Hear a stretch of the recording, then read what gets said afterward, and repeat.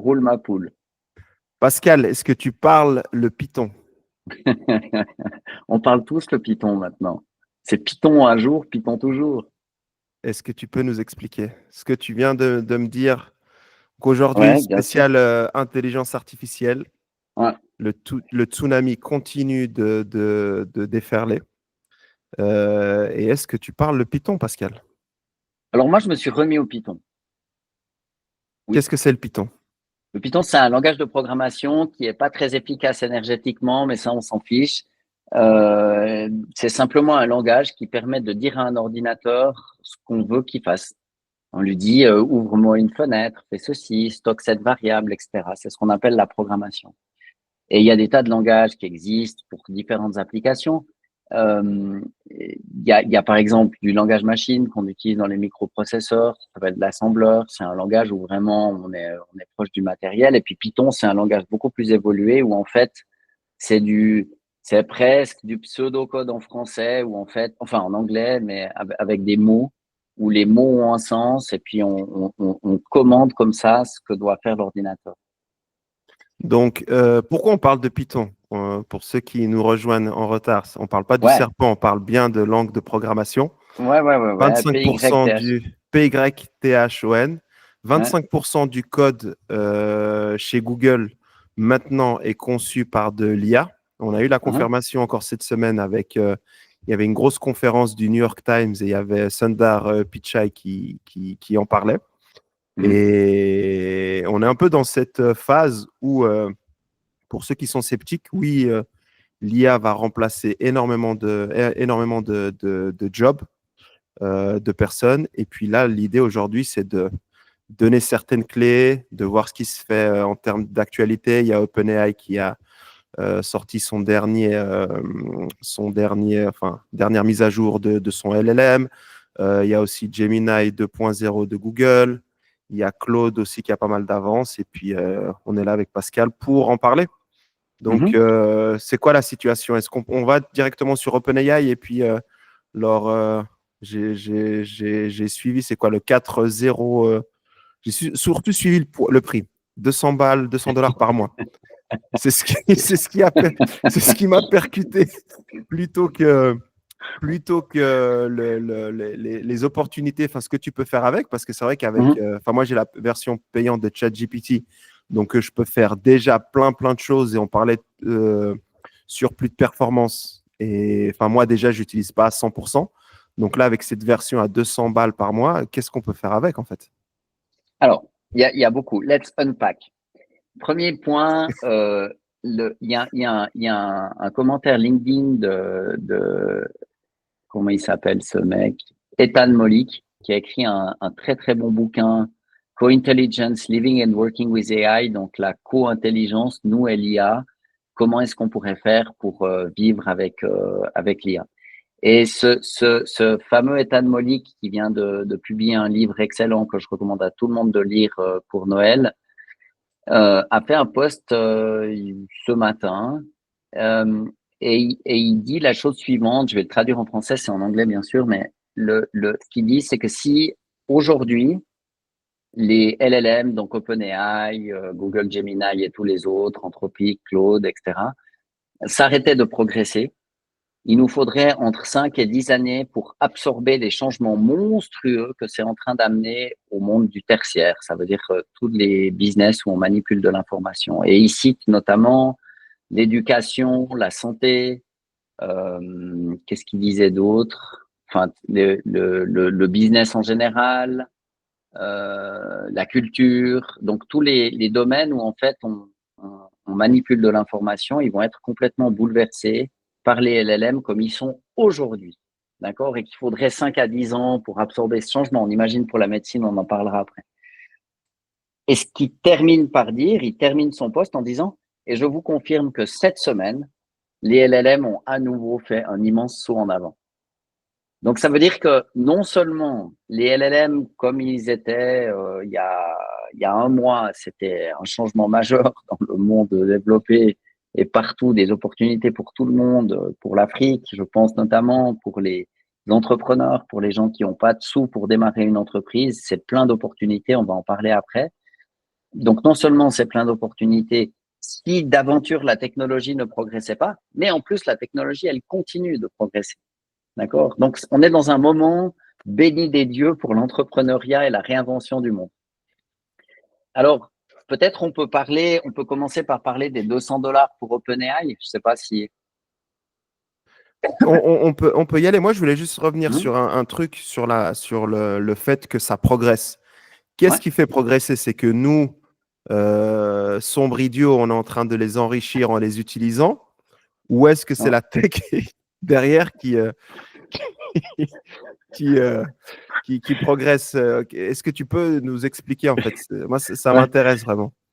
Alors, déjà, on n'est pas nous ne sommes tous les deux pas de sombres idiots et nos auditeurs non plus. Bien au contraire, ils ont raison de nous écouter et de s'abonner. Il faut appuyer sur la cloche. C'est toujours important de le redire.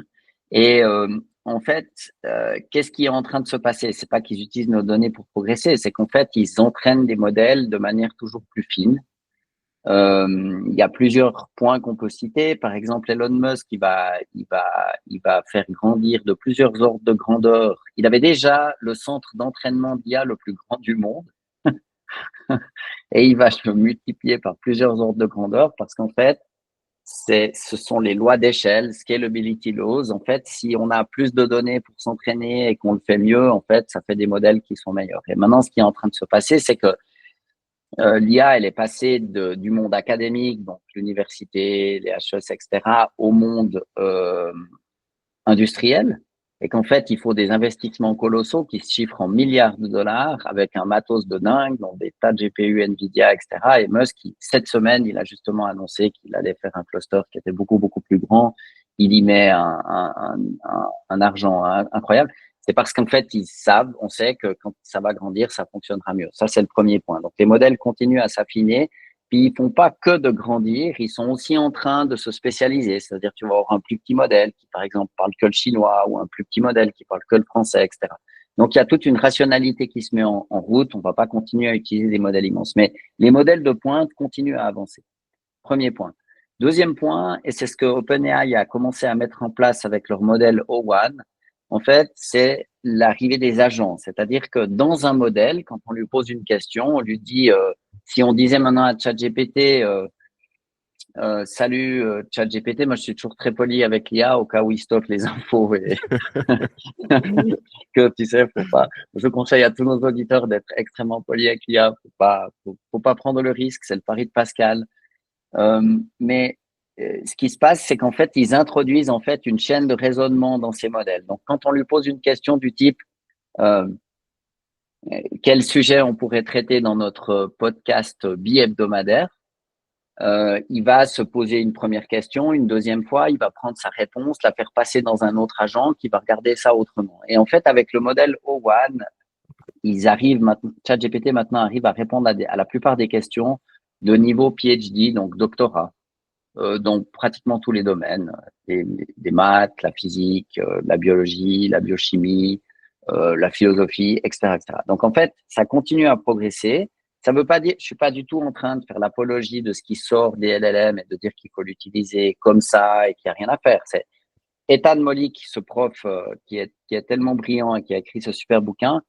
Il a lancé un appel sur LinkedIn il y a quelques jours pour demander à des spécialistes de différents domaines d'utiliser le nouveau modèle O1 de ChatGPT pour arriver à savoir si dans le domaine, par exemple, de l'archéologie ou de la biochimie ou de l'ingénierie civile, les réponses étaient pertinentes parce qu'il est devenu tellement pointu que si tu n'as pas passé ta vie à faire de la biochimie, tu sais pas, tu n'es pas en capacité de juger son résultat.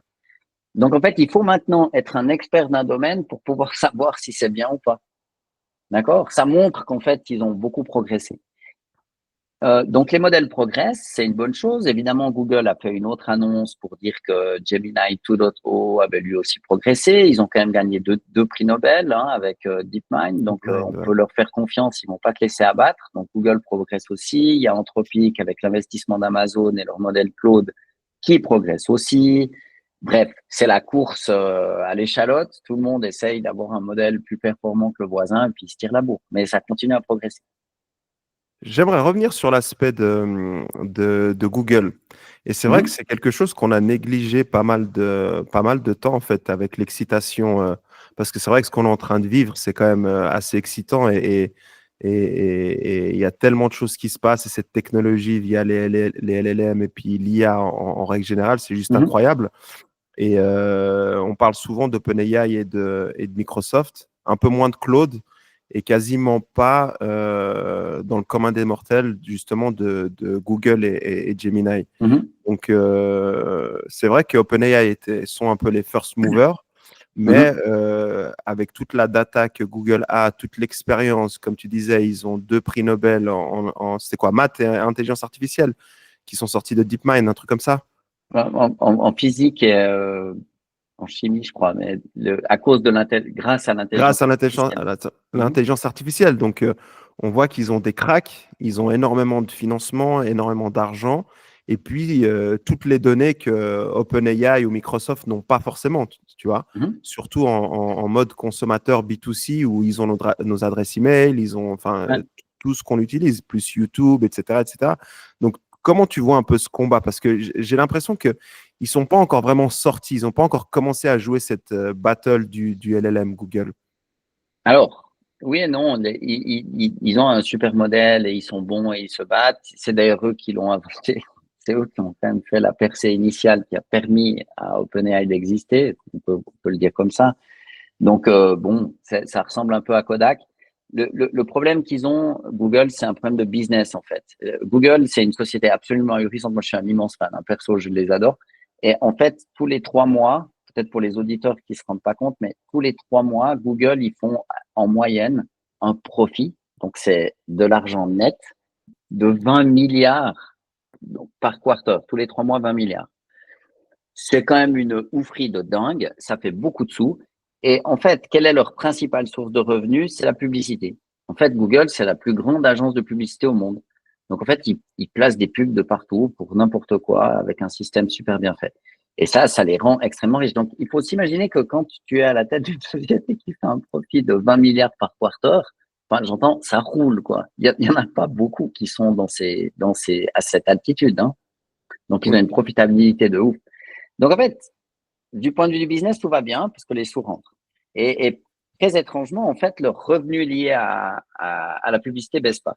Maintenant, le problème qu'ils ont, c'est qu'évidemment, ChatGPT, ils sont en train de les concurrencer. Et puis, comment ils le font? Ben, tous les auditeurs ont déjà fait l'expérience. Si tu veux te renseigner sur je sais pas, tu veux acheter un logiciel qui fait du CRM ou tu cherches un cadeau de Noël, etc. Puis tu vas poser la question à Google, tu vas pas aller dans les pubs, ensuite tu vas ouvrir 3 liens, tu vas te faire ton petit raisonnement, une espèce de synthèse dans ta tête, puis finalement, tu vas choisir. Quand tu poses la question à ChatGPT, lui, il va aller faire une recherche sur le web, et puis il va te dire, ben, moi, je pense que le logiciel le plus populaire pour faire contacter des clients, c'est celui-là. Sinon, il y a aussi un nouveau truc moins cher qui s'appelle comme ceci, comme cela. Puis il te met les sources. Donc, en fait, il te fait cette synthèse que tu fais quand tu fais une recherche Google. Et évidemment que ChatGPT va pouvoir un jour ou l'autre mettre la publicité. C'est évident qu'ils y ont pensé. Hein. Donc, le jour où, en fait, ChatGPT, le grand danger pour Google, c'est pas tellement la publicité, c'est le fait que les gens perdent l'habitude d'aller d'abord sur la page Google pour commencer à aller sur Internet. Si tu perds ce réflexe-là, puis que tu vas systématiquement dans ChatGPT, là, t'es pas bien. Ouais. Mais justement, j'ai l'impression que le fait de créer un LLM, c'est devenu basique en fait. C'est pas quelque chose de compliqué. On est d'accord, à toute proportion gardée. Là, on parle de Microsoft, on parle de Google. Mais si tu regardes, tu as, OpenAI, OK? Tu Ouais.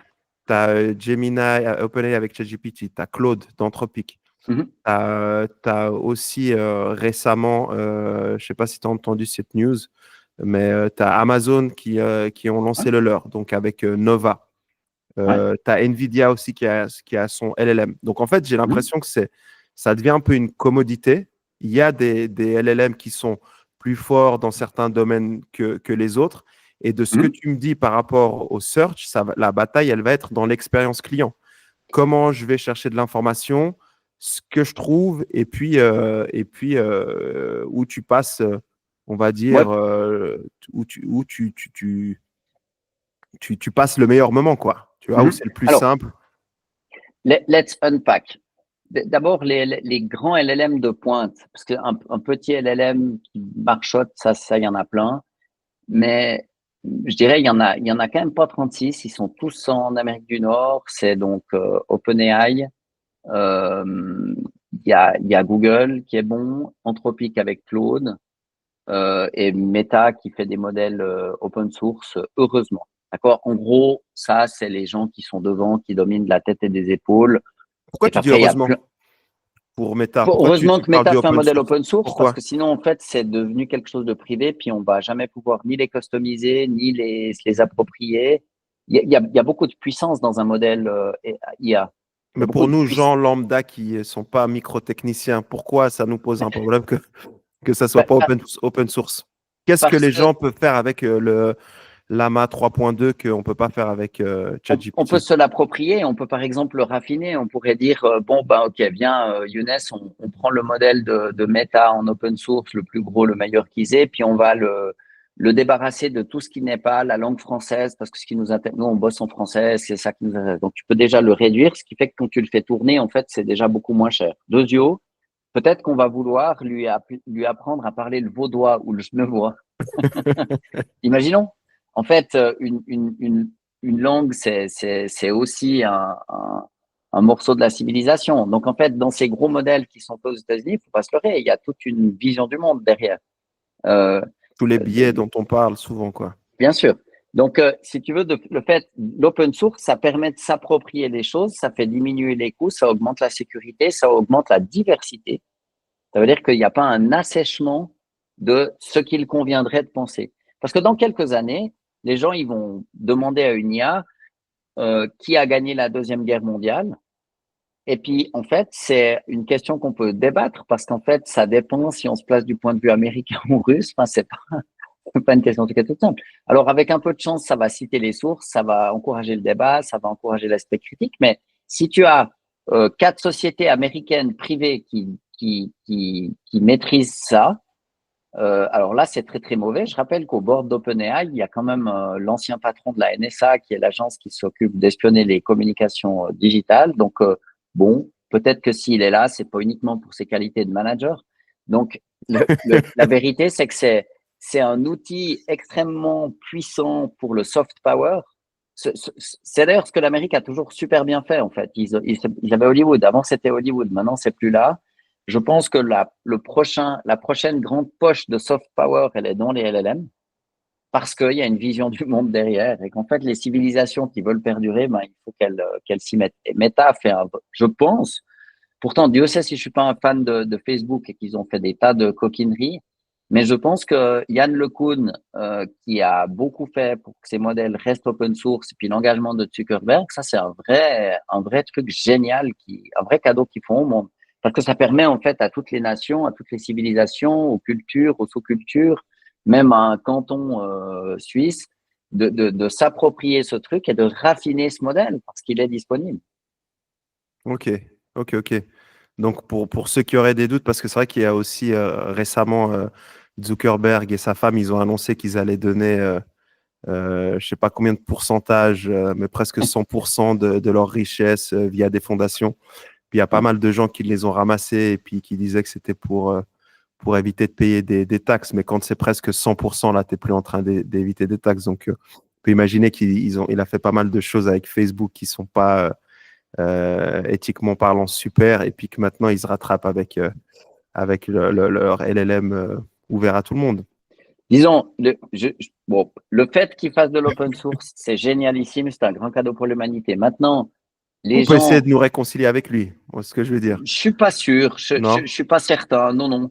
Je suis pas certain parce qu'il y a tout ce truc dans la culture américaine qu'il faut redonner parce que tu as été l'élu, tu es riche, parce que tu es un mec mieux, gna gna gna gna gna. Moi, je crois que ce que je vois et je pense que s'il veut donner toute sa fortune, il peut le faire maintenant aussi. Ouais, Pourquoi attendre?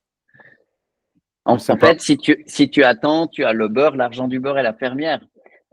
Tu passes pour un mec très généreux sans l'être.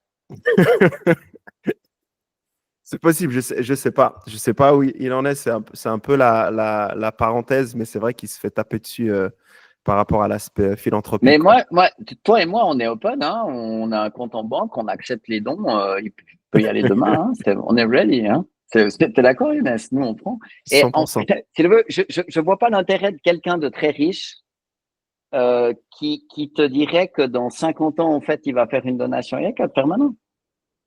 Ouais, bon, il doit donner quelques trucs, mais je sais pas, il faudrait qu'on se pense, on se pense là-dessus. Pendant que On tu peut. réponds à mes questions, je vais regarder un peu où ça en est. Donc, juste pour recentrer un petit. Oups.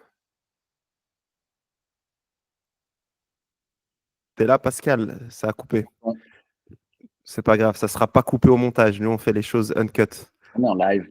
On est en live. Donc, juste pour recentrer un peu la discussion, j'aimerais bien aussi avoir ton point de vue sur l'IA au-delà de faire une petite parenthèse, au-delà des LLM. Il y a Jeff Bezos qui a annoncé, je crois cette semaine, c'est vraiment une info super fraîche qui vient de tomber, comme quoi il revient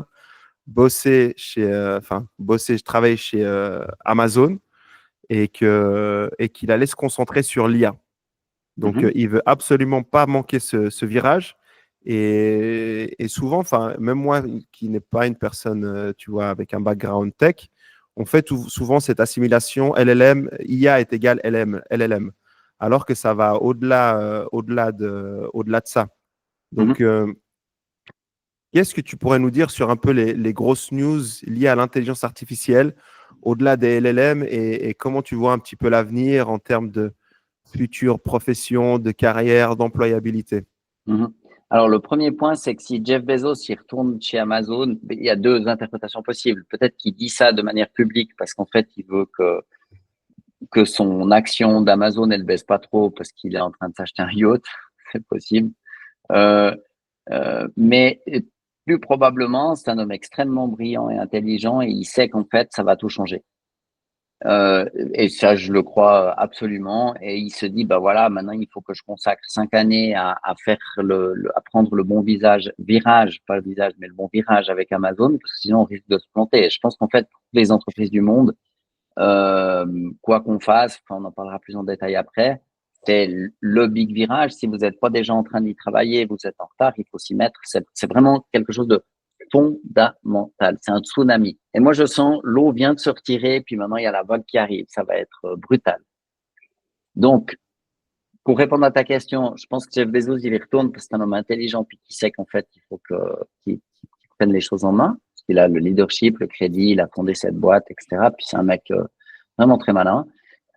Et puis maintenant, l'IA, en fait, ça veut à la fois tout dire et pas dire grand-chose. Je dirais peut-être premier point. Est-ce qu'on peut définir ce que c'est que l'intelligence humaine? C'est déjà très difficile.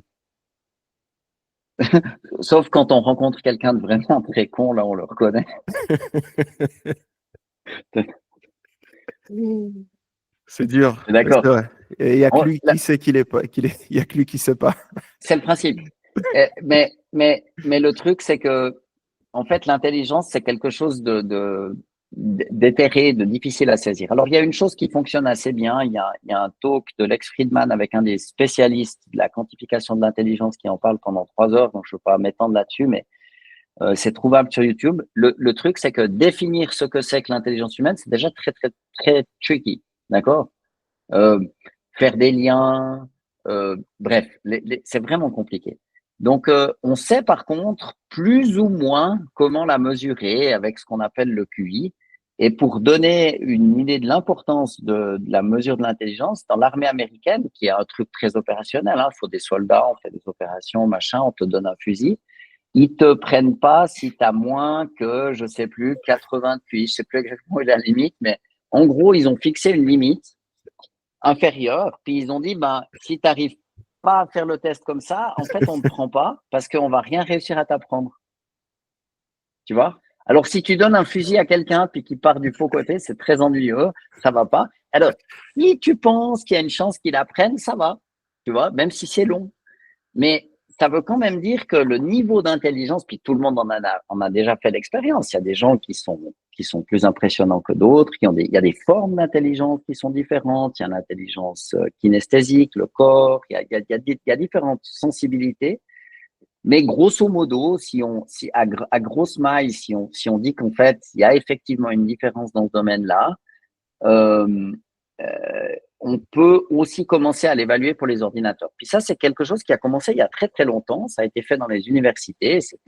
Il y a Alan Turing, par exemple, qui était un extraordinaire pionnier de l'informatique. Vas-y. Est-ce que ça te rappelle quelque chose pour les examens de la police où on mesure une partie de l'intelligence en faisant une dictée et si tu réussis pas la dictée, Mais c'est n'importe quoi. non, je suis pas sûr que c'est n'importe quoi. Ça peut paraître comme ça très Non, parce que tu parles arbitraire. d'intelligence, mais c'est arbitraire et c'est pas parce que tu es Mhm. bon en français, en grammaire que tu seras forcément un bon policier ou l'inverse, quoi. Je suis entièrement d'accord et ça dépend de l'âge auquel on te fait passer le test, ça dépend de la finesse avec laquelle on te fait passer un test, ça dépend beaucoup aussi de l'environnement socioculturel parce que si tu vis dans une maison où il n'y a pas de livres ou une maison où il y a beaucoup de livres, ça change la donne. Donc il y a plein de biais de tous les côtés. Ceci dit, si tu veux, au moment où tu dois sélectionner des gens, tu es bien obligé d'avoir une méthode. Et puis à la police, ils savent, je veux dire, ils ont quand même un pistolet. Moi, je trouve les policiers suisses, en général, très sympas. Ils sont pas excités du bocal, ils sont très bien formés, ils sont très calmes. Voilà, je n'ai pas non plus beaucoup eu affaire à eux, mais je les trouve très, très posés et très bien formés, très agréables. Ben, il faut choisir des gens, en fait, qui, suivant un certain nombre de critères. Alors, je suis d'accord avec toi, l'orthographe, c'est peut-être pas le top du top, mais je pense que quand tu combines l'orthographe, une discussion, des tests logiques, ben, statistiquement, sur le grand nombre, ça marche. Mais maintenant, bien entendu, tu peux avoir un individu qui serait très mauvais en orthographe, qui serait absolument brillant, qui peut être complètement dyslexique et puis se mélanger les mots. C'est autre chose. Mais tu vois, c'est là où c'est intéressant parce qu'au final, maintenant, enfin, je pense que tu as cette notion, comme tu dis, un peu d'analyse du profil de l'agent de police, mais tu as aussi pour tout Hmm. ce qui est rapport derrière. Donc, c'est vrai que un policier qui fait un rapport avec 300 fautes, mais maintenant, tu n'as plus besoin justement d'avoir cette skills d'être bon en orthographe parce que tu as les LLM, tu vois ce que je veux dire? Ouais. Donc, Alors, le, le, je, le- je, ouais. vas-y, je t'en prie. Je pense que c'est une des choses qui fait mailler les gens avec ces LLM, c'est qu'en fait, les LLM, ils maîtrisent le langage. Et que socialement, la maîtrise du langage, ça a été pendant des centaines d'années un marqueur en fait de la noblesse, des gens éduqués, et donc par extension de l'intelligence. Et c'est en train de tomber. Et ça, si tu as passé ta vie à pas faire de fautes d'orthographe, eh ben, c'est énervant parce que tu perds un peu le roi est nu, si tu veux, tu perds un peu ton privilège de le faire. Et maintenant, ça vaut la peine d'écrire sans faute uniquement si ça t'intéresse. C'est C'est c'est- comme de jouer aux échecs. c'est peut-être le moment de réécrire le dictionnaire, en fait. Parce que Bah, ça, je suis pas sûr, mais l'intelligence, c'est la définition qu'on avait jusqu'à il y a 2 ans en arrière, elle est devenue obsolète justement avec l'intelligence artificielle. Et je pense que c'est je pour sais ça que tu pas. as beaucoup de gens qui ont peur et tout, parce qu'ils se sentent, voilà, en fait, je faisais mon boulot, c'est toute ma vie, j'ai plus besoin, donc je suis devenu inutile. Et puis, c'est là Hmm. où, en fait, l'être humain, il se sent inutile. Alors, l'être humain n'a aucune raison de se sentir inutile parce qu'il a envie d'être un avis, ça suffit. C'est le but. Mais le truc, c'est que je pense qu'on n'a jamais su ce que c'était que l'intelligence. Tu vois, si le veut, on n'a pas su. Simplement, on a utilisé des trucs comme ah, j'ai fait du latin quand j'étais petit, ou bien je ne fais pas de faute d'orthographe, ce qui est très bien. Moi, j'encourage les jeunes à écrire sans faute, à parler 4 langues, tout ça, c'est super. Mais la vérité, c'est qu'en fait, c'était aussi et surtout un marqueur social. Donc, ces barrières-là, en fait, elles tombent. Et ça, moi, je pense que les gens C'est de l'élitisme, tu veux dire. non, c'est la fin du crédit social accordé à la maîtrise parfaite de la langue par écrit. Je te donne un autre exemple. Si quelqu'un postule pour un job et puis qu'il doit faire une lettre d'accompagnement, c'est quand même pas facile d'en faire une bien. Il faut pas qu'elle soit trop longue, il faut être dans le ton, ça dépend de ton CV, de ton expérience, ça dépend de l'annonce. D'accord? Imagine maintenant, il y a 5 ans, tu fais une postulation pour un job à Berne, l'annonce est en allemand. tu comprends un mot sur deux, tu es là. Alors, tu demandes à un copain traducteur qui a vécu à Berne de te le traduire, tu demandes à un autre copain de t'aider à faire la bonne lettre. Tu fais 3 coups de téléphone, c'est l'enfer. Tu en as pour une journée, tu as fait un truc qui était cosy, cosy. Maintenant, tu prends cette annonce qui est en allemand, tu la mets dans ChatGPT, tu comprends parfaitement que c'est pour toi. Tu vois qu'en fait, dans l'annonce, parce que tu aurais pas su le lire, puis tu parles pas bien l'allemand, que si tu parles parfaitement le français, puis que tu baragouines l'autre langue, c'est OK. Ben, ça change tout, tu peux répondre. Et en plus, tu peux répondre en allemand. Et puis, tu peux lui donner à ChatGPT l'annonce, le poste, la description du poste. Tu peux lui donner ton CV. Tu peux lui dire merci de répondre à cette annonce en mettant en avant toute l'expérience et les formations qui répondent à ce job, bla bla bla bla bla. Et ça sera, c'est pas utilisable en l'état sans être retouché, mais ce sera 15 fois mieux que ce que tu aurais fait en une journée. Ça, c'est sûr. Ça veut dire que trier en fait les CV sur le fait que quelqu'un a fait une lettre qui soit potable, ben, c'est plus un critère. Ou alors le critère, c'est que le mec, il sait que ChatGPT existe, puis s'il l'ignore, ben, tu peux pas l'engager. Mais tu vois, socialement, c'est plus le prestige que ça aurait pu être. Donc ça, je pense que ça énerve. Ça, je comprends, hein, c'est normal. Et justement, toi, maintenant que voilà, on voit que ces compétences, elles deviennent un peu obsolètes, même si comme tu le dis, c'est important de continuer à se former et pas pour le développement du cerveau, pour son développement personnel. Et c'est vrai que, enfin, moi, maintenant qui utilise ChatGPT depuis bien 18 mois, j'ai progressé dans pas mal de domaines parce que ça me permet d'apprendre plus rapidement et vraiment d'utiliser comme outil de formation. Mais si on veut éviter d'être obsolète, si on n'est pas forcément quelqu'un qui parle le Python, qui code et qui peut aller travailler chez Google ou OpenAI, qui d'ailleurs va ouvrir aussi un bureau à Zurich. Et donc, pour tous ceux qui sont à l'ETH, ils vont se régaler avec des bons salaires parce que je rappelle que OpenAI, pour choper les employés de Google, ils sont prêts à payer 10 millions de dollars par année.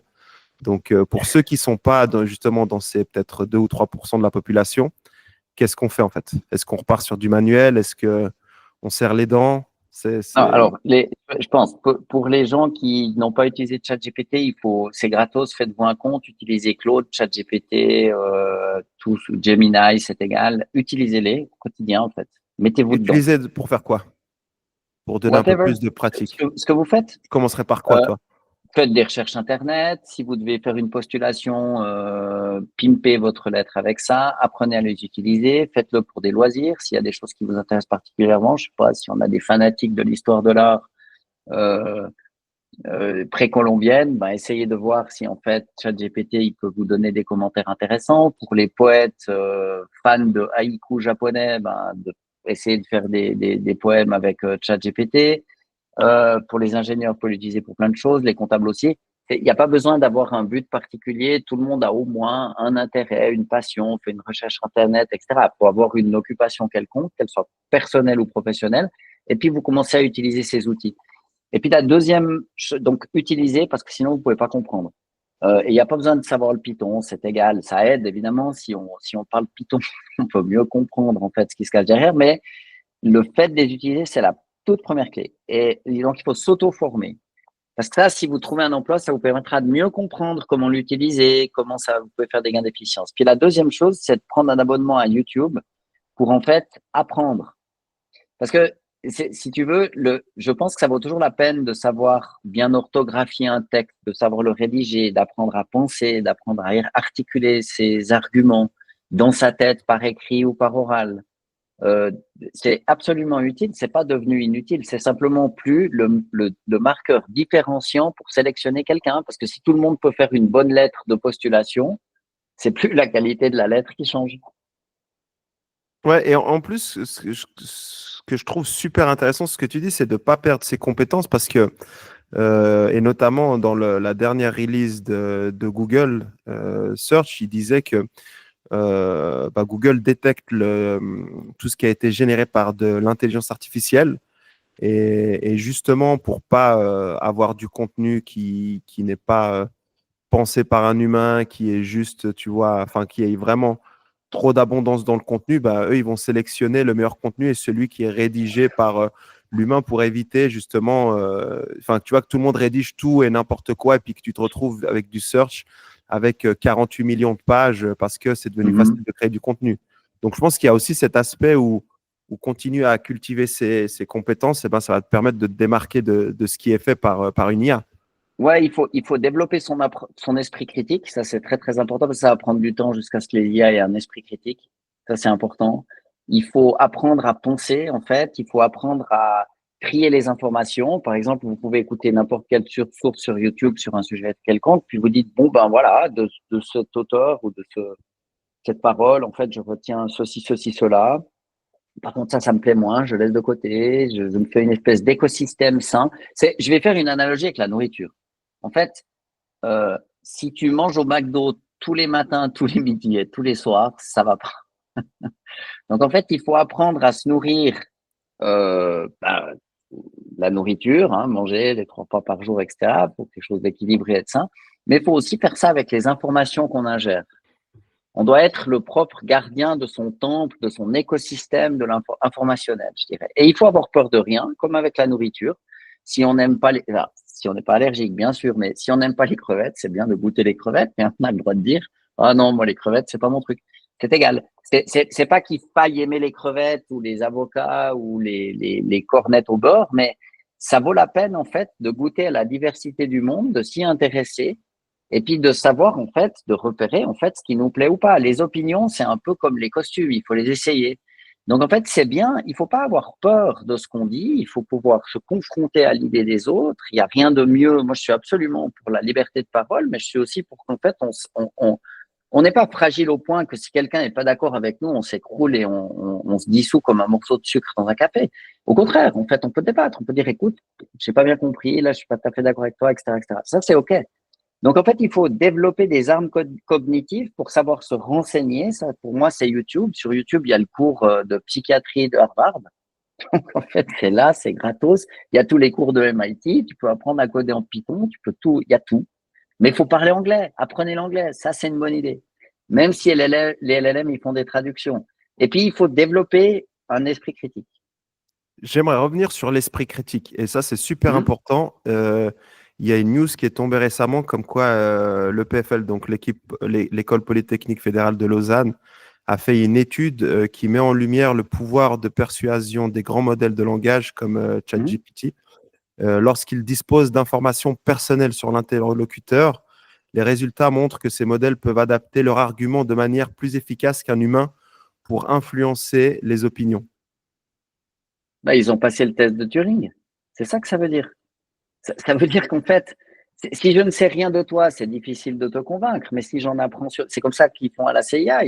Quand tu veux fabriquer un asset, en fait, tu dois en apprendre sur lui. Tu dois comprendre si tu vas le motiver avec l'argent, tu vas le faire chanter pour autre chose, etc., etc. Si c'est un vrai patriote, etc. C'est comme ça que ça marche, les services secrets. Donc, en fait, il faut en savoir un peu sur les gens pour les amener à faire ce que toi, tu voudrais qu'ils fassent. Mais c'est pas une chose nouvelle, si tu veux. C'est simplement qu'on a passé la seconde sur un truc qui existait déjà. Il y avait une étude qui était sortie il y a quelques années avec 150 likes sur Facebook, donc j'aime ça, j'aime pas ça, j'aime ça, j'aime pas ça. Si tu en avais 150, Facebook pouvait prédire ce qu'un mari allait voter mieux que son épouse. Tu vois, Okay. entre mari et femme, si tu veux, on va faire l'hypothèse qu'on se connaît relativement bien. C'est raisonnable comme idée. Donc, en fait, tu demandes à madame qu'est-ce que monsieur va voter pour tel et tel objet. On va prendre la Suisse puisqu'on vote tout le temps. Si aux États-Unis, c'est trop compliqué, c'est trop rare. Mais disons, en Suisse, on vote tout le temps surtout. On demande à une épouse que son mari voterait. Ben, elle est moins pertinente que Facebook avec 150 likes qui ont rien à voir avec la votation. Et ce que ça montre, c'est qu'en fait, si on comprend un peu, si on peut accumuler des données sur quelqu'un, en fait, on a pas mal de facilité à prédire.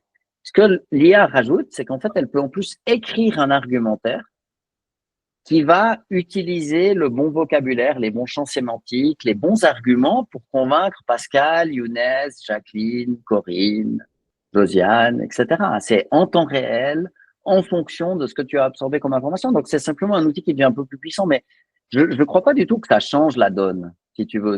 On est surpris qu'avec le bon argumentaire, les gens changent d'avis. C'est ce que les politiciens essayent de faire tout le temps.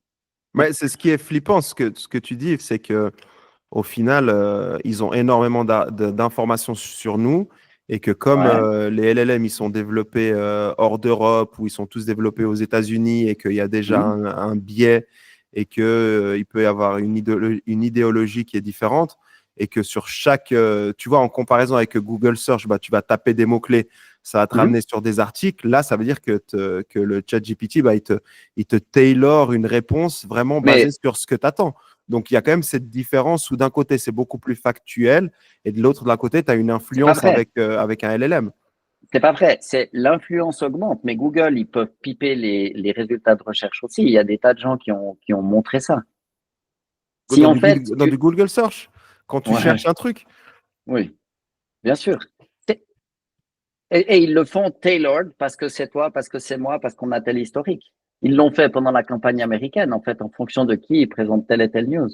Non, non, non, non. C'est absolument pas vrai que, que la capacité à manipuler l'opinion, c'est quelque chose de nouveau. C'est faux. Ça a existé depuis longtemps avec les journaux. Je veux dire, si je te le dis autrement, en fait, voilà, il y a un mec de la NSA chez OpenAI, c'est normal. C'est parce que c'est le prochain step pour influencer la majorité des gens. Donc, c'est normal qu'ils s'en préoccupent. Et c'est pour ça qu'en fait, on aurait tort de négliger le sujet. C'est pour ça que Bezos, il revient chez Amazon Web Services. Et c'est pas vrai c'est une croyance qui est fausse de croire qu'en fait, Google ne pipe pas les dés. C'est pas vrai. Ok. Donc là, juste entre parenthèses, ça veut dire que notre vidéo, elle va faire 3 vues, hein. Elle va être bloquée par Ah YouTube. bon? Non, je rigole, je sais pas. Oh Ouais. fuck. C'est moche. C'est Il y moche. aura, il y Mais, aura ma femme, ta femme qui va regarder, nos enfants, et puis voilà, on a 7 vues parce voilà, que c'est comme ça. Google, C'est il un truc confidentiel, c'est en famille. C'est pas grave. C'est pour la gloire, Younes. c'est pas grave. Mince. Faut pas dire entre nous. Non, mais après, je suis d'accord avec toi, mais ça pose vraiment un gros problème parce que moi, en termes de vraiment, comme je te dis, où tu as, la partie search qui est quand même différente, tu vois, Mhm. l'utilisation elle est différente. Et là, quand tu es sur du chat GPT et que tu n'en sors plus, au final, ça va devenir comme les médias, un CNN ou un BFM ou un CNews en Mhm. France, machin, où en fait tu peux gober tout ce que tu veux parce que il va essayer de t'influencer parce que derrière, tu vois, qui contrôle ces LLM en fait, c'est ça, tu vois. Alors, alors attends, oui, il y a oui et non. Alors, d'une part, si tu regardes l'histoire, en fait, l'histoire, ça a été qu'en fait, pour comprendre le monde, il fallait aller à la bibliothèque et louer des livres. Donc, bon, faut demander à la bibliothécaire, louer le livre, l'absorber, se prendre du temps. C'était quoi le pourcentage de la population qui faisait ça? C'était pas énorme, d'accord? Puis les autres, en fait, on leur disait quoi penser, que voter. Ça fait longtemps que les gens ils sont influencés. Ensuite, avec Google, en fait, on a gagné en liberté et puis l'outil pour influencer les gens, il a gagné en sophistication. Il y a les deux côtés qui montent, d'accord? Et puis maintenant, avec les LLM, l'individu gagne en potentialité, il gagne en puissance potentielle s'il utilise ça à des fins utiles et heureuses et de manière, on va dire, intéressante et orientée vers la vie, parce qu'en fait, tu vas essayer de comprendre toi-même, tu vas développer un esprit critique, donc on est plus fort à titre individuel et local. Et les moyens de nous influencer deviennent aussi plus sophistiqués. C'est-à-dire que si on se rappelle peut-être, allez, les années 2000, il y a une votation, on va faire des affiches. D'accord? Alors, on met des affiches, on achète un bus à Genève et puis on met une affiche. On met la tête d'un politicien.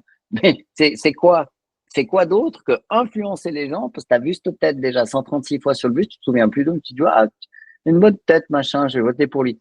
C'est exactement ça. Ça, c'est influencer. Et si ça ne fonctionnait pas, on n'achèterait ni des bus, ni des endroits pour mettre des affiches. Donc, c'est simplement qu'on devient plus sophistiqué. Mais ce qu'il faut, c'est pour ça, je redonne mon encouragement à développer un esprit critique, à s'informer, à trouver des canaux d'information qui sont divers et variés, à pas tout prendre pour argent comptant, et puis à apprendre à se fabriquer un écosystème informationnel sain et à pas sombrer dans le McDo. Hmm. Tu vois, si tu sombres dans le McDo informationnel, alors ça va plus du tout. Mais il faut pas avoir peur d'une opinion en particulier, il faut se construire un truc. Mais je pense pas que c'est très différent des affiches, c'est juste plus puissant. Bon, c'est que tu as une interaction. Les affiches, tu n'as pas forcément d'interaction. Et que tu vois aussi, t'as l'aspect comportemental. C'est que moi, par exemple, comme je disais la dernière fois, je n'utilise que ChatGPT. Donc, j'ai pris l'habitude, de temps en temps, quand Mhm. je fais quelques recherches sur Google et tout, mais j'ai jamais testé Claude. J'ai testé Google Bard à l'époque, il y a peut-être une année en Mhm. arrière. Mais sinon, je suis que sur ChatGPT, quoi, pour faire mes recherches, pour faire mes trucs. Bon, Un mais petit c'est celui qui peu. est le mieux, quoi. Alors, c'est pas une mauvaise idée. C'est quand même le meilleur en pratique, c'est le meilleur dans les benchmarks aussi. Maintenant, si tu veux, c'est un petit peu comme de dire, est-ce qu'il faut utiliser, enfin, je crois pas que c'est dramatique. Au point, on est au début, en fait, de 5 à 10 ans d'une course et d'une aventure absolument folle et rocambolesque. Donc, en fait, il faut s'y mettre. Alors, en fait, ce qu'il faut, c'est utiliser au moins LLM. Puis, quand il y en aura un meilleur qui sortira, bah, tu l'utiliseras aussi. Si, comme aujourd'hui, il a très peu de biais, s'il commence à être rempli de biais, bah, tu te diras, mais attends, c'est un peu, c'est un peu bête. Ça fait l'hypothèse que tu développes un esprit critique par rapport à ce qu'il te dit, que tu prends pas tout pour argent comptant, puis que tu te permets d'avoir un jugement libre et éclairé sur cette chose. Puis chaque fois, il te dit un truc, il est teubé, mais qu'est-ce qu'il me raconte? Ça peut pas être vrai. Et puis tu creuses. Tu vas sur YouTube, tu écoutes un intellectuel de gauche, un de droite, un qui pense oui, un qui pense non. Puis tu te fais ta propre opinion, puis tu vas chercher un livre à la bibliothèque, tu te renseignes, tu parles avec des gens. Il faut apprendre, en fait, à se battre pour avoir une hygiène informationnelle qui soit saine. J'aimerais passer enfin revenir sur Gemini. Donc, Mhm, et les agents IA. Donc, Gemini, qu'est-ce qu'ils ont annoncé? C'est qu'ils ont fait leur 2.0 et que mhm, ce modèle AI est avancé et conçu pour comprendre et exécuter des tâches complexes, anticiper les besoins des utilisateurs et interagir de manière plus naturelle. Et ils ont aussi le projet Astra, un agent virtuel capable de répondre à des requêtes en temps réel, intégrant des informations textuelles, visuelles et audio. mhm. Donc là, on est vraiment dans la partie agent IA. Et qu'est-ce que tu en penses de ça?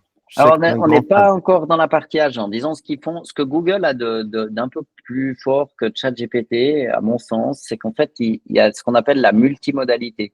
C'est le multimédia. Ça veut dire qu'en fait, il peut ingérer des images, des vidéos, des textes, etc. Et puis l'autre chose que Google fait très bien, c'est qu'en fait, ils sont très, très pointus pour en fait accumuler des données sur les gens, pour en fait te servir la bonne recherche en un temps record. C'est comme ça en fait qu'ils font. Par exemple, dans YouTube, en fait, toi, tu as un compte, ils pensent qu'en fait, bah, aller des fois le soir à 21h30, tu regardes un truc, tu regardes plutôt cette channel, puis ils font ça statistiquement, puis ils vont preload, si tu veux, ils vont préparer cette information pour la Suisse romande, et puis tu vois, bah, c'est sûrement des trucs qui vont marcher. Donc, ils ont tout un système comme ça pour essayer de te servir. Leur rêve, c'est de te servir la recherche dont tu avais besoin sans que tu aies à poser la question. Parce qu'ils connaissent tellement bien ton contexte qu'ils vont te servir la bonne réponse au bon moment. Ok. D'accord? Ça c'est leur idéal. Donc, ils sont très entraînés pour faire ça. Donc, la multimodalité, c'est vraiment cool. Par exemple, pour un enfant qui veut se faire aider pour faire les maths, ben, si tu peux faire une photo du schéma, ça va mieux fonctionner. Mais voilà. Donc, ça c'est une chose. Mais je pense que Google va pas du tout se laisser faire. C'est surtout un problème de modèle d'affaires qu'ils ont Google. Pas tellement de performance tech, ils vont y arriver. Ils ont tous les sous du monde, donc ça va jouer. Par contre, ce qui est Est-ce que tu différent, c'est penses, les. est-ce que tu Vas-y. penses pas, excuse-moi, je te coupe là-dessus parce que c'est super intéressant ce que tu dis et j'écoutais justement l'interview de Sundar Pichai Mhm. au Deal Book Summit là, du New York Times et ils ont parlé justement du démantèlement possible et puis du super gros procès qu'il n'y a jamais eu dans l'histoire antitrust. Est-ce qu'on peut Ouais. se dire qu'ils y vont pas à fond parce qu'ils ont peur aussi qu'on leur retombe dessus par rapport à tout ce qui est IA, LLM et qu'ils ont suffisamment de problèmes pour pas encore se rajouter ou se tirer une balle dans le pied? Non, parce que qu'il se fasse découper ou pas, en fait, c'est pas un problème. Mais il faut jouer le drama. Déjà, ça fait vendre. Et puis, je pense que c'est un faux problème. En fait, ce truc antitrust, il arrive un peu trop tard parce qu'en fait, il arrive au moment où ils ont un vrai compétiteur pour le search. Donc, ça arrive tard, mais bon, c'est l'inertie du penchant judiciaire des choses. Tu sais, si tu prends YouTube, tu la mets dans une société, tu prends tout ce qui est search avec l'indexation du web, tu mets dans une autre, puis je sais pas quoi dans l'autre. Le problème, c'est comment tu le découpes. ça va être trois sociétés extrêmement prolixes. Et puis, en fait, les actionnaires de cette société, ils auront des morceaux des trois. Donc, ça va aller. Puis, je rappelle, en fait, Google, ils se sont diversifiés avec Alphabet. Ils ont investi dans la voiture autonome, dans la santé, dans des zillions de trucs. Donc, je pense pas que ça va être si compliqué que ça pour eux. Il en parle parce que bien sûr les investisseurs aussi sont au taquet, puis que Sundar il est quand même responsable du cours de l'action et puis il doit dire quelque chose pour apaiser les foules, mais je pense pas non plus que les Américains soient cinglés puis qu'ils se disent on a un fleuron de l'industrie digitale qui est Google, on va les mettre à terre. Leur pari c'est qu'en fait si tu deviens trop dominant, et peut-être que c'est le cas, moi je sais pas, j'ai pas d'avis, mais si tu deviens trop dominant, eh ben, tu es obligé de découper. Mais moi, je pense que pour Google, ça va se passer très bien. Moi, j'espère qu'on les découpera pas parce que ça les priverait de la capacité à investir comme des dingues dans des champs nouveaux, comme l'IA. C'est grâce à eux, en partie, en fait, que ce champ, il a autant été boosté. Donc, en fait, d'avoir des sociétés qui ont beaucoup de sous, c'est des fois pas mal. Et je pense que cette découpe, elle arrive trop tard. Mais bon, voilà, ça, c'est la vie. Donc, non, ça, je trouve pas ça inquiétant du tout pour eux. Elle arrive trop tard ou elle arrive peut-être trop tôt, à un excellent timing. Si maintenant on est en train de tout, enfin les cartes sont en train d'être rebattues et que tu as, et justement, je crois que c'était Satya Nadella, le CEO de Microsoft, qui disait genre oui, c'est Google avec toutes les informations qu'ils ont, le financement, machin, on comprend pas comment ils sont pas en tête dans tout ce qui est intelligence artificielle. Donc, Mais là, il se bâche, si tu veux. Ça, c'est un mec blindé et super brillant qui bâche un autre mec blindé et super brillant, puis ils se tirent la bourre parce qu'ils veulent le titre de CEO du siècle, etc. Mais si tu veux, Microsoft, ils se sont fait découper comme ça. Hein. Ils se sont pris un antitrust monstrueux. Donc, et ça me fait poiler. Bah, évidemment, ils disent, bah voilà, mec, nous, on a mangé notre pain noir, c'est ton tour. C'est une manière, en fait, de prétériter un concurrent. Faut pas le surinterpréter. Je crois pas qu'il y ait de morale là derrière. Ces types, ils se tirent la bourre pour que le cours de l'action, il monte puis qu'ils gagnent des sous, hein, rien d'autre. ouais, mais c'est peut-être là justement où, comme tu dis, c'est le bon moment maintenant pour rebattre les cartes dans tout ce qui est search. Tu vois, On on se dit, verra. bah, si Google Chrome, ils sont démantelés, ça va être bon pour eux et puis pour Bing, quoi. Tu vois, parce que lui, il a Ah, vraiment dit que. ah oui, oui. Non, mais Microsoft, si tu veux, je suis sûr que si Google se fait découper d'une manière ou d'une autre, chez Microsoft, c'est champagne. Hein.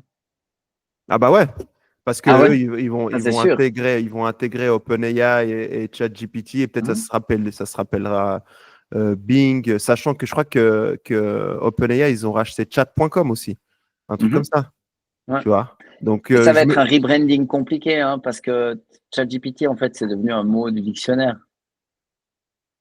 c'est vrai. Après, ils redirigeront et puis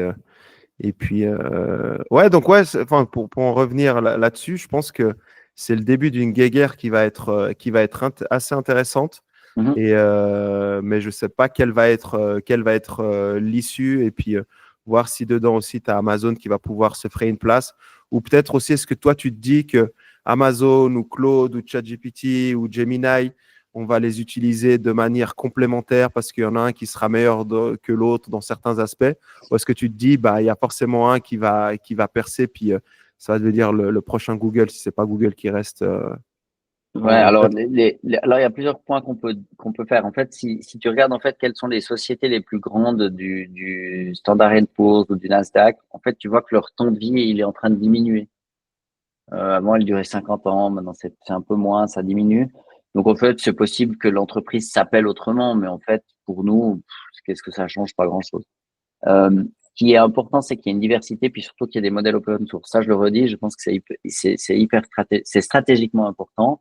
Maintenant, au-delà de ça, en fait, je pense qu'en fait, c'est les consommateurs qui vont en bénéficier parce qu'ils auront plus de choix, plus d'outils, ils se tirent la bourse, ça fait qu'ils progressent. Pour nous, c'est bonheur. Moi, je pense que c'est une excellente nouvelle.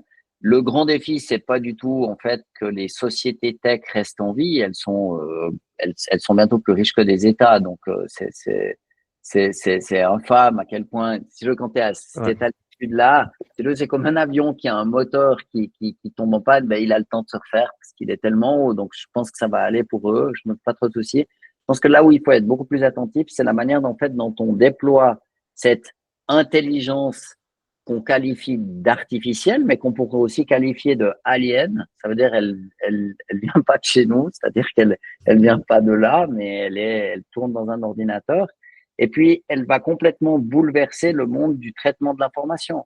Alors, si on et là, c'est les jobs dont je parle, hein, c'est pas la théorie. Donc, en gros, les gens qui sont dans les métiers physiques, concrets, dans la construction, dans la rénovation, dans la plomberie, la serrurerie, etc., je pense qu'eux, ils sont assez tranquilles et qu'ils vont se faire une belle vie parce que à mesure, les métiers du traitement de l'information, ils vont diminuer en fait en nombre et en qualité. Et je pense qu'il y aura de moins en moins de gens employés payés de plus en plus cher. Et c'est ce que les salaires de 1 à 10 millions chez Google nous montrent. En fait, maintenant, les meilleurs ingénieurs software, tu n'en as besoin que de quelques-uns, puis tu peux les payer ce que tu veux. Il faut juste que les meilleurs, ils bossent pour toi. D'accord? Donc, en fait, c'est comme un peu au tennis. Si tu veux, les 10 meilleurs, ils sont tout en haut de la fiche. Puis après, tout ce qui vient derrière, c'est difficile. Donc, si on est dans le concret, la rénovation et tout ça, tout va bien, c'est cool, il n'y a pas besoin de s'exciter. Après, si on est, la troisième catégorie, c'est si on fait que de traiter de l'information. Par exemple, programmer, traduire des textes, rédiger des textes marketing. Là, il va y avoir, et ça existe déjà, moi j'ai mis ça en place chez les clients, tu peux avoir un agent IA en fait qui fait un texte full custom à la volée parce que tu te prénommes Younes. Ça mérite encore un peu d'engineering derrière, mais à la vitesse où ça va, mettons allez, max 3 ans, c'est ciao. C'est fini, c'est plus des humains qui vont faire ça, ça n'aura aucun sens. On aura toujours le droit d'écrire pour le plaisir d'écrire, mais pas des bannières marketing ou des prospectus. Je pense que ça, c'est dead. Il faut se préparer il faut changer de métier, faire autre chose, se préparer à ça. Peut-être pour donner un autre exemple, les traducteurs, en fait, voilà, c'est fini. Ça se fait dans ChatGPT et autres, hein, et Claude et tous les autres. Et puis, bien entendu, aux Nations Unies, quand on a un meeting pour éviter la Troisième Guerre mondiale, j'espère bien qu'il y a des vrais traducteurs humains qui vont venir valider ce que l'IA fait. Hein. Mais si ça, c'est le marché de l'emploi pour les traducteurs, il n'y a plus beaucoup de jobs. Ça n'enlève rien au plaisir et à la beauté de maîtriser une langue. Je pense que pour rentrer dans une culture, il faut rentrer dans la langue. Moi, malheureusement, je parle pas arabe, je parle l'anglais, un peu l'allemand, le français. Bon, voilà, 3 langues, ok. Mais je pense que si tu veux rentrer dans une culture, il faut maîtriser un peu sa langue. Donc, j'encourage les jeunes à le faire, mais c'est parce que c'est un voyage intérieur. C'est pour comprendre une civilisation. C'est pas tellement pour avoir un job. C'est ça le point. Et programmeur, c'est la même chose. C'est traducteur. Puis on voit Google, il paye 10 millions. Bah oui, mais il n'y a pas de la place pour tout le monde. C'est quand tu as besoin de très très peu de gens, c'est comme si tu engages quelqu'un pour faire de la pub. Si tu engages Roger Federer, bah, tu payes un max parce que tout le monde le veut. Voilà, c'est comme ça. Donc les très bons, ils seront encore plus forts, mais en termes de nombre de jobs, ça va faire frouch et ça va se réduire. Après, il y a les gens qui sont au milieu. C'est les gens qui sont pas que dans le concret, qui sont pas que dans l'informationnel, mais ils sont au milieu. Et en fait, c'est des jobs de type médecin, avocat, fiduciaire, des gens qui sont en lien avec les humains, mais qui sont aussi en lien avec la manipulation d'informations. Un médecin, en fait, il va te poser des questions, poser un diagnostic, réfléchir, aller dans un bouquin et te regarder, te sentir, enfin, essayer de comprendre ce qui se passe, puis te convaincre de prendre des médicaments. Dans l'acte du soin, il y a quelque chose d'éminemment humain. Un avocat, en fait, ce qui va se passer, et c'est déjà en cours, hein, si tu veux, c'est des chats GPT qui vont rédiger tes contrats, qui vont aller chercher dans la jurisprudence, etc. Puis le jour où il faudra faire un procès ou pas faire ou éviter un procès, le jour où il faudra demander des dommages ou pas, etc., tu auras besoin d'échanger avec un humain pour savoir que faire.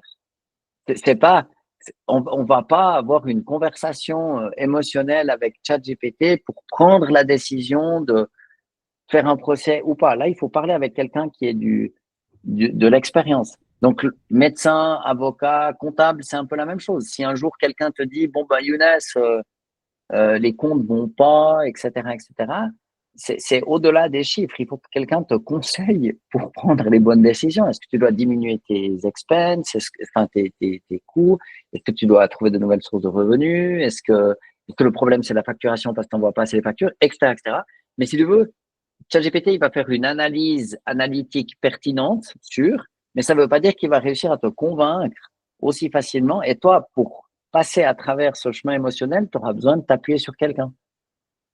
Tu sais, on t'avait dû le voir, on avait eu un commentaire de quelqu'un on avait abordé le sujet plus sur l'aspect de la santé et comme Mhm. quoi avec l'intelligence artificielle, tu pouvais régler plus de choses par rapport à la détection, au diagnostic de maladies. Puis il y a quelqu'un qui avait pété un plomb qui a dit non, mais on va être remplacé par l'IA qui fait mal son boulot, alors que statistiquement, tu as des meilleurs résultats avec des analyses IA. Et Mhm. à midi, j'ai rencontré un ami de longue date. Je lui demandais comment allait son frère. Il m'a dit, bah, à un moment, il m'a dit, il est parti vivre dans le Valais. Puis je lui ai dit, comment ça se fait et tout. Donc, bon, je ne vois, tu vas t'installer dans le Valais. Puis il me dit, bah, écoute, avant, il était en France, à Agen. Et Mhm. puis, le problème, c'est qu'il n'y avait pas de prof et que sa fille, une semaine sur quatre, la maîtresse, elle était absente. Enfin, il n'y avait pas de prof et puis, du coup, elle n'allait pas à l'école. Mhm. Et je me dis, avec la pénurie de médecins, la pénurie de profs, et surtout des médecins en campagne et aussi de profs dans les petites villes, l'IA peut être un substitut, pas forcément 100% d'un médecin ou Ouais, bien d'un sûr. professeur, mais en tout cas, quand tu n'as pas le choix, vaut mieux être traité ou être diagnostiqué par une IA qui va pouvoir faire 1000 patients à la seconde, Mhm. plutôt que d'attendre 6 mois ou 12 mois avant de voir quelqu'un, tu vois. Alors, c'est un super exemple parce que, si tu veux, je pense pas du tout que c'est une question de remplacement. C'est pas dans ces termes-là que ça se pose. Alors, je m'explique. Je pense l'IA, en fait, il faut voir ça comme un millefeuille, cette transformation digitale qui a commencé avec le web, Internet, les téléphones portables, etc., etc. Pour les jeunes auditeurs, en fait, je vous jure, il y a un temps où, en fait, les Mac n'avaient pas une caméra et on pouvait pas se parler sur Zoom ou sur Google Meet, hein. C'est assez frais, ça, comme innovation. C'est récent. Donc, en fait, ça, c'est la digitalisation. C'est le fait que le monde, en fait, on a des outils, des logiciels, des infrastructures, etc., qui permettent, en fait, d'être en lien digitalement beaucoup plus facilement. Si on s'était parlé au XVIe siècle, eh ben, on se serait pas parlé à travers une caméra, on se serait vu après un long voyage à cheval, etc., etc. Bref. YouTube n'existait pas. Donc, en fait, c'est dans ce chemin de la digitalisation que ça s'inscrit. Et ce qu'il faut bien voir, moi, je peux déjà dire où ça va atterrir. Amazon, ils ont lancé un service santé, 99 $, autant de consultations par vidéo call avec un vrai médecin que tu veux. OK? Je dis pas que c'est mieux. Je dis pas que ça remplace tout. Évidemment que quand tu t'es cassé le pied, ça te fait une belle jambe, etc., etc. Ça va pas remplacer des chirurgiens. Tout ça, on est d'accord. Mais ce qui est certain, c'est que si tu regardes les coûts du système de santé suisse qui sont en train d'exploser puis qui augmentent, on s'est déjà assez marré avec ça. Bah, Ça même en augmente à France, hein. Même en Ouais, France, mais à c'est grand coup de partout dans le monde, hein. milliards de tous les côtés, ça augmente, ça augmente. Donc en fait, il y a un moment où ça va plus jouer. Donc en fait, ce qu'il faut, c'est raison garder et puis utiliser le digital là où il amène une plus-value. Et ce que le digital fait très bien, c'est de rendre l'information contextualisée gratuite. Et une partie de la médecine, c'est de l'information contextualisée gratuite. C'est-à-dire que si on avait tout notre dossier ADN, blablabla, toutes nos maladies qu'on a eues, on a une faiblesse dans les reins, dans les poumons, telle maladie, tel machin, et puis que tu peux donner ça en fait à un LLM, tu parles avec un vrai médecin qui te rassure, qui te dit OK, on fait comme ci, on fait comme ça, s'il y a tel et tel signe, alors vous nous rappelez, vous allez à l'hôpital, enfin bref. Il définit l'attitude parce que dans la médecine, il y a aussi le fait de parler à un humain, mais ça veut pas forcément dire que tu dois aller le voir. Ça dépend ce qu'on veut soigner. Donc je pense que le digital, ça va beaucoup aider parce qu'en fait, on va pouvoir avoir des informations contextualisées pour beaucoup moins cher. Ça veut dire plus de meilleure médecine pour plus de gens, ce qui me semble être une excellente nouvelle. Et ça veut aussi dire débarrasser les médecins de ce fatras administratif abominable. Parce que avec l'IA, si maintenant, toi, tu étais médecin puis tu m'écoutes, jacassé, Eh ben, tu as un rapport, tu as tout ce que j'ai dit, c'est mis dans un dossier, tu n'as pas besoin de commencer à taper des choses dingues, tu fais que de valider, c'est parti. Tu valides le diagnostic, moi je reçois l'ordonnance sur mon téléphone. Tout ça, ça va mettre de l'huile dans le système et faire diminuer les coûts. Donc en fait, il faut pas en avoir peur, mais il faut pas voir le digital comme le remplacement cru d'un acte soit éminemment humain. Si tu parles à un psy, si tu parles à un chirurgien pour qu'il te répare quelque chose, je crois pas que l'IA va beaucoup aider. En tout cas, ça prendra bien des années, on n'y est pas. Donc en fait, il faut le voir comme un complément et les choses qui pourront être améliorées, elles doivent l'être, elles le seront. Euh, la même chose pour l'éducation. Je pense pas que ça remplace les profs. S'il y a plus de profs, ça marche pas parce que l'école, c'est pas que acquérir ou ingérer des connaissances. Mais je pense que d'avoir un tuteur IA personnalisé qui te suit depuis que tu es tout petit, si tu es dyslexique, ça va t'expliquer les choses autrement. L'autre avantage avec ChatGPT ou l'IA, c'est que si tu lui poses 17 fois la même question, il s'énerve pas. Mais Ouais. un prof, il va expliquer une fois. Après, il va expliquer peut-être une deuxième fois. Après, s'il y a un mec là au fond de la classe un peu teubé, qui rigolait un peu, qui pose la question, s'il est vraiment bienveillant, il va expliquer une troisième fois. Mais à la 17e, il te lance une chaise. On est d'accord? C'est clair. Voilà. C'est Donc, tu clair. poses pas la question. Donc, du coup, tu comprends pas. Puis à la leçon suivante, t'as pas compris. Si maintenant, tu as avec toi un petit tuteur IA qui entend toutes ces conversations et puis qui peut voir, en fait, où ça n'a pas été, qui reprend avec toi, c'est aussi un super égalisateur des injustices sociales.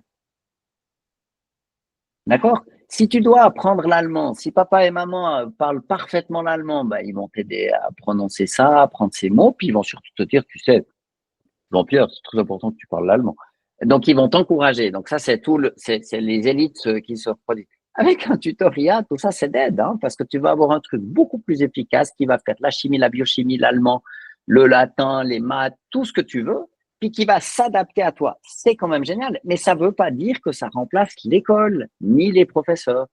C'est simplement autrement. C'est comme une espèce de super répétiteur full custom pour toi qui répète 17 fois sans lancer de chaise. C'est pas rien. Hein. Ouais. Après, pour la question de la médecine, peut-être aussi, il faut accepter que pour certaines choses, tu n'as pas besoin de médecin. Hein. Je suis désolé, mais quand tu vas aller, enfin, ce qu'ils font Amazon, que tu expliques à Mhm. $100 par année, Ouais. ça va très bien, quoi. Pourquoi tu veux aller chez un médecin? Parce qu'on a toujours fait comme ça. Tu vois, il y a un petit peu aussi où il faut accepter que les choses changent. Si c'est factuel et que tu Ouais. as, de l'IA qui fait très bien de l'analyse, des diagnostics et tout, et qui peut te faire une ordonnance ou machin, why not? Tu vois ce que je veux dire? Il ne faut Alors, pas non plus. ouais, ça dépend. Ça dépend, en fait, il faut laisser les médecins décider. Je te Non, mais donne un si exemple tu n'en as très. pas, tu vois ce que je veux dire? Si vraiment tu es dans Ouais. une zone reculée, il y a des villages dans des Enfin, parties de la France ou dans le monde où il n'y a personne qui veut aller travailler. Et tu dois te battre pour attendre 6 mois. Donc, tu préfères quoi? Avoir une IA qui va te donner la réponse dans les 10 minutes et que tu puisses, voilà, si tu as une maladie assez grave, avoir déjà un retour? Ou est-ce que tu mhm. préfères attendre d'aller jusque dans une grande ville Ah non, et attendre 2026 pour avoir rendez-vous avec un dermatologue, tu vois, par exemple? je suis d'accord avec toi, mais si tu veux, il y a quand même des cas où moi, je suis pas médecin, mais imagine quand tu as un petit bébé, je sais pas, un nourrisson qui a 2 mois, faire la Oui, mais après, c'est du cas par consultation cas. Mais tu vois, vidéo, je te parle des trucs de je rhume, suis de pas. grippe, de machin, tu vois, des Oui, choses comme oui, ça. pour les bobos. Pour les bobos, après, pour des choses Mhm. plus sérieuses, évidemment. Mais des fois, tu as Ouais, besoin juste d'un diagnostic et puis tu peux pas l'avoir parce que tu dois attendre ouais. parce que tu n'as plus assez Ah, de mais médecins. moi, si tu veux, je pense qu'en fait, c'est quelque chose qui va s'intégrer en fait à l'acte de soigner, puis ça va permettre aux médecins de sortir de ce fatras administratif qui les rend malheureux pour aller vers une médecine qui sera beaucoup plus holistique, beaucoup plus humaine, plus dans le lien. Et puis après, tu sais, le jour où tu dois te faire réparer une épaule, tu vas vouloir un mec super fort. S'il parle pas beaucoup et qu'il est pas sympa, bah tant pis, il répare bien. Donc en fait, ça dépend. Ça va pas tout remplacer tout de suite, mais je pense que ça peut être. C'est la seule solution que je pense crédible pour en fait maîtriser les coûts et améliorer la qualité en même temps. Je discutais avec une dame qui est en train de lancer une start-up justement dans la santé, mais plus la Mhm. santé mentale. Et puis, elle, son truc, c'était quoi? De se dire, bah voilà, tu es psychologue, tu peux créer ton avatar, tu vois, ton propre LLM. Et puis, au lieu de faire toi les consultations, je ne dis pas que c'est une bonne idée, une mauvaise idée, hein. Là, on va se faire taper dessus, mais où il y a des gens qui sont en train de travailler et de se dire, voilà, tu as ton IA qui a ta forme, qui a ton visage, ta voix, et puis toutes tes connaissances techniques parce que tu l'auras entraîné via le machine learning et tout, et que ça soit elle qui fasse les rendez-vous, tu vois. Et que ton client, il paye un certain montant par mois.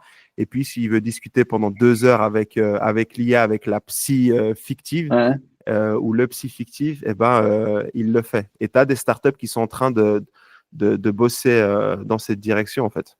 Oui, alors j'en connais plusieurs, mais je pense que ce qui va se passer, c'est qu'on sera sur un modèle hybride. Et en fait, le digital va compenser ce que les humains n'aiment pas faire ou font pas bien. Je donne des exemples concrets. Typiquement, si les pédopsies à Genève, il en manque des tonnes. D'accord? Il n'y en a pas assez. OK. Alors, on sait que ça va demeurer, la situation ne va pas s'arranger en 5 minutes parce que pour former des médecins, hein, les former à la psychiatrie, les former à la pédopsychiatrie, je veux dire, ça se trouve pas sous le sabot d'un cheval, un pédopsychiatre. Donc, en fait, il faut aller 10, 15, 20 ans. Donc, en fait, on sait qu'on est dans le désert pour un moment. Alors, une option, c'est de les importer d'autres pays francophones. On va leur piquer leurs médecins parce qu'on les paye plus cher. C'est pas très chic, mais c'est quand même un peu C'est ce ça qui qu'on se fait. fait. Ouais, c'est pas du joli, mais ça veut dire qu'on prétérite un autre pays, ce qui est pas charmant.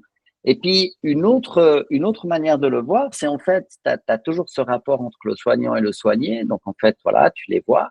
Et puis après, il y a tout ce maintien, en fait. Tu peux inventer une médecine un peu nouvelle, surtout dans la psychiatrie, où en fait, les gens, par exemple, auraient besoin qu'on leur remonte le moral, qu'il soit renforcé, etc., etc. Et donc, il faudra designer des IA qui peuvent, comme le prof qui va répéter 10 fois, eh ben, l'IA, elle pourra dire, vous inquiétez pas, ça va aller, etc., avec une stratégie thérapeutique définie par le psy et surtout des garde-fous pour dire, attention, si tout d'un coup il y a ça qui se passe, il faut faire une alerte, puis lui dire de tout de suite venir me voir, ou alors, euh, les IA maintenant, elles ont aussi la capacité d'analyser les émotions dans la voix. Donc, il ne OK. faut pas voir ces IA uniquement comme des chatbots avec lesquels tu chattes, mais c'est aussi des entités avec lesquelles tu peux parler. Et en fait, ça fait des progrès fulgurants. La voix est très agréable. On pourra sélectionner une voix qui te conviendra à toi ou à moi.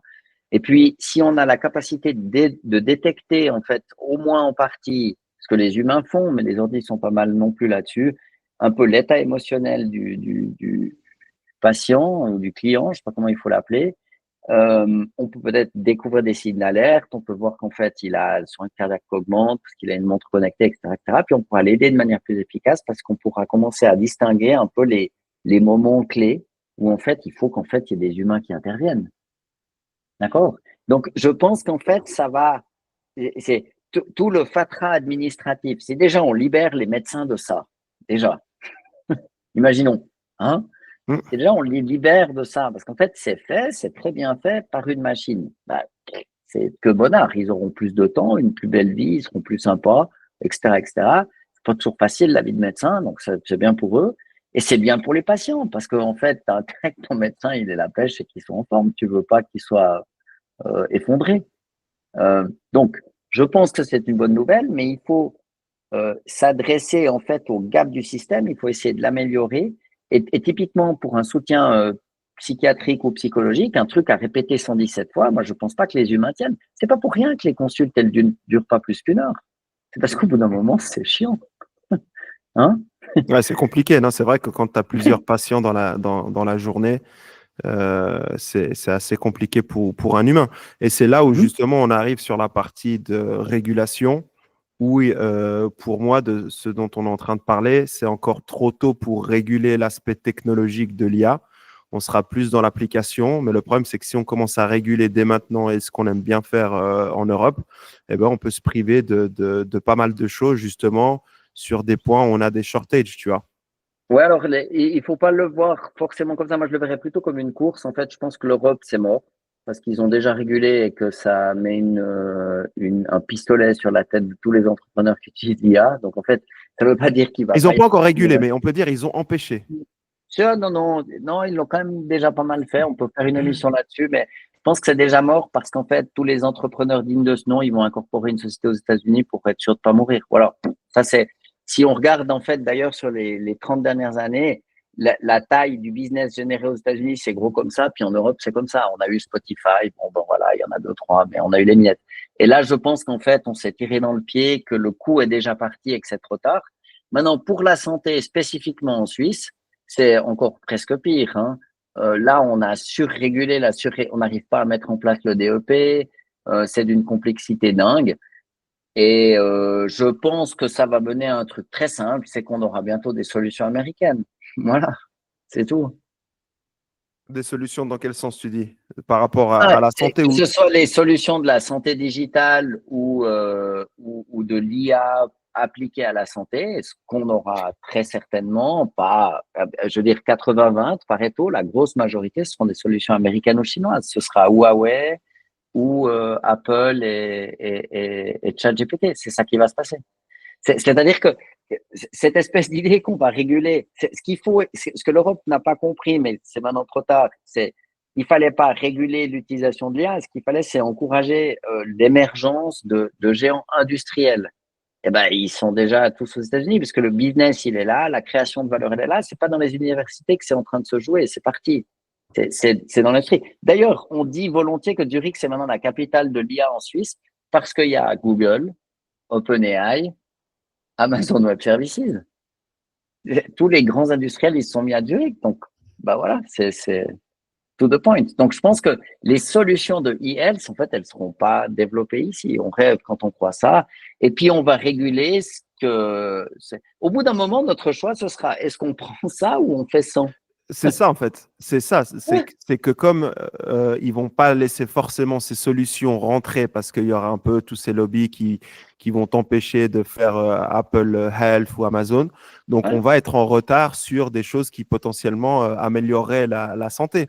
Et ce que j'aime bien Oui, dans ce que tu dis, c'est et puis, qu'aussi c'est juste, yeah. juste revenir sur le point, c'est ce que tu dis, les solutions, et c'est absolument vrai. On a vu avec le Parlement européen qui a Ouais. pris justement Claude et d'Anthropic, boîte américaine, Oui. basée sur du AWS, donc Amazon Web Services, pour la partie cloud. Donc on empêche d'innover, de développer des solutions européennes, mais après on se dit, ah, il faut quand même les utiliser, eh ben, on va toquer chez Jeff Bezos et Amazon. Quand on veut un truc qui marche, on va chez Jeff, ou bien on va chez Sam, ou bien on va chez Satya, ou machin, machin. Mais les mecs, Chez quand ils doivent Sundar. utiliser un système pour eux, ils prennent un truc qui marche. Je comprends, hein, il y a une logique. Mais si tu Mais tu veux, n'as pas je le droit de le pense que faire toi-même. non. Et puis, ils te mettent un fusil sur la tempe en te disant que tu risques une amende de X% du chiffre d'affaires ou de X dizaines de millions. Mais les gens sont pas suicidaires, en fait. Ils se disent pas, bon, c'est le terrain le plus dur, je vais aller m'y mettre. Comme ça, si je survis à la guerre, je vais commencer par la guerre. Hein, c'est vraiment, mais on va ramper dans des étangs avec les balles qui sifflent. Si on meurt pas, alors on est prêt à tout. Allô? C'est pas comme ça que ça marche. Et là, je pense qu'en fait, c'est déjà trop tard. Le coup est déjà parti. On n'est pas dedans. Mais par rapport à la santé, le truc, c'est aussi, il y a un autre truc plus géopolitique qu'on peut commenter, en fait, c'est qu'en fait, l'Europe, elle est en train d'exploser économiquement et que je pense que ça va plus être le chouchou de tous les providers de la tech. C'est maintenant en Asie, c'est terminé, c'est passé. L'Allemagne est en train d'exploser avec l'industrie automobile qui explose. Ça veut dire qu'en fait, en termes l'Europe est encore très riche, mais si tu veux, c'est plus là qu'en fait, il y a une dynamique économique intéressante. Et en fait, que fait OpenAI? Ben, les nouveaux modèles, ils les lancent beaucoup plus tard en Europe. Ils s'en fichent.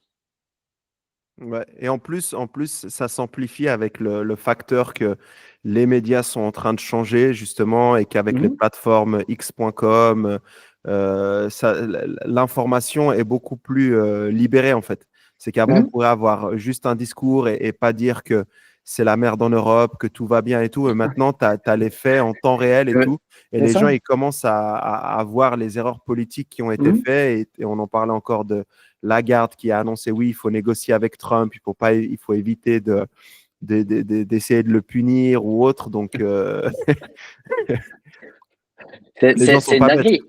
Non, les gens sont pas bêtes. Et en fait, ils sont. Et pour revenir à ce qu'on disait avant, en fait, il faut vraiment retenir cette idée d'écologie informationnelle.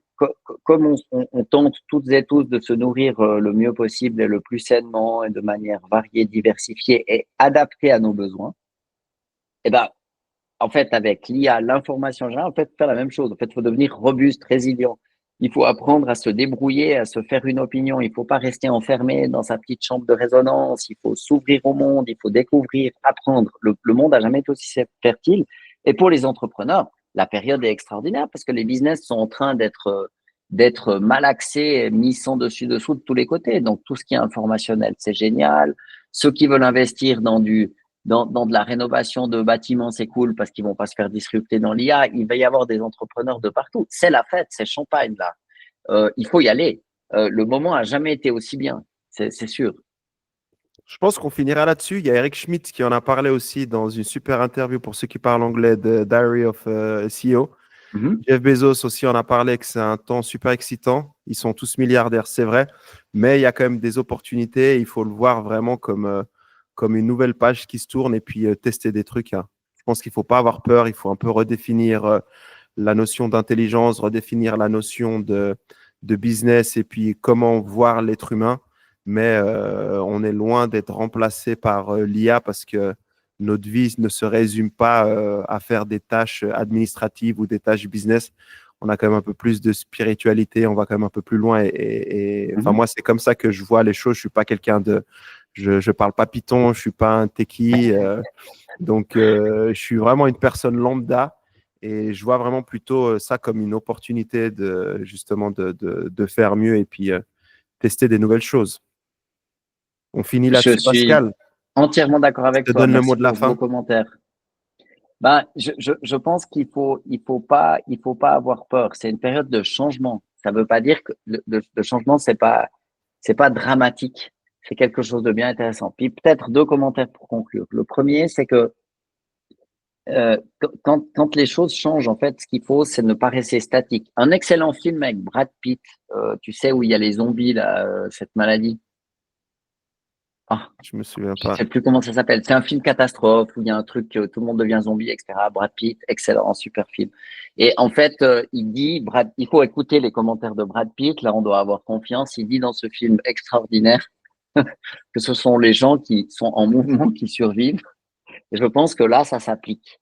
Donc, il faut se mettre en mouvement. Il faut apprendre un truc, utiliser un LLM, pas avoir peur. Rien faire, c'est bien plus dangereux que d'essayer. Premier point.